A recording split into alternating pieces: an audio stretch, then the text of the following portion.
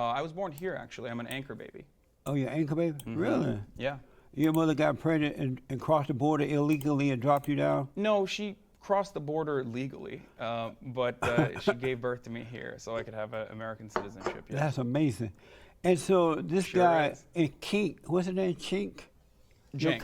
Jank. Yes. Is that your nephew? I mean, your No, uncle? my uncle, yes. That's your uncle? Yeah. What is it, you work for him? I do, yeah. What is it like working for him? Pretty good. And there's good days and bad days, just like any other job, you know? Yeah. Are you a liberal?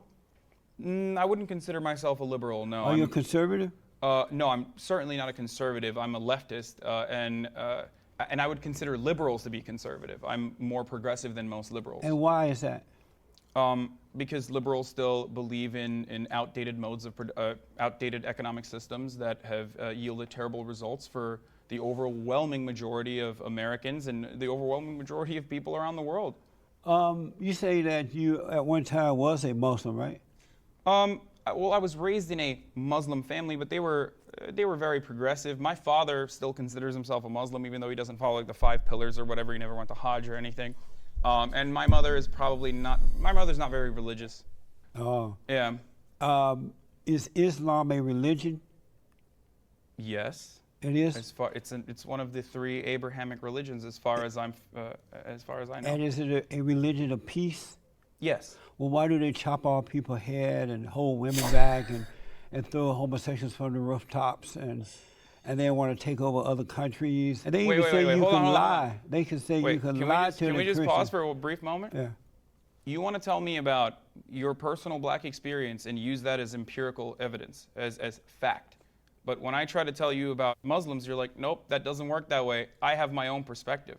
If you have actual evidence to back up your claims, then we could have a conversation. Maybe I could describe where you are confused. How about Allahu Akbar? This means God is great. Right, when they're about to kill you, blow you up, or chop off your head, or make sure women don't drive, or cut off their private parts. And how about in the name of Allahu Akbar. I rest my case. Christianity has far more bodies. That's not true. Absolutely true. No. Okay, well then answer me this question then. When George W. Bush said, God told me to invade Iraq and Afghanistan, why do we not consider that a Christian genocide, the war in Iraq and Afghanistan? Because that was just one person. But Christianity is it's just one person. I mean, but what about a lot of the military members who I bet you would not go back to your country and say, I'm no longer a Muslim. They'll kill you. No, they wouldn't. Yes, they would. You have no idea about Turkey, do you, sir?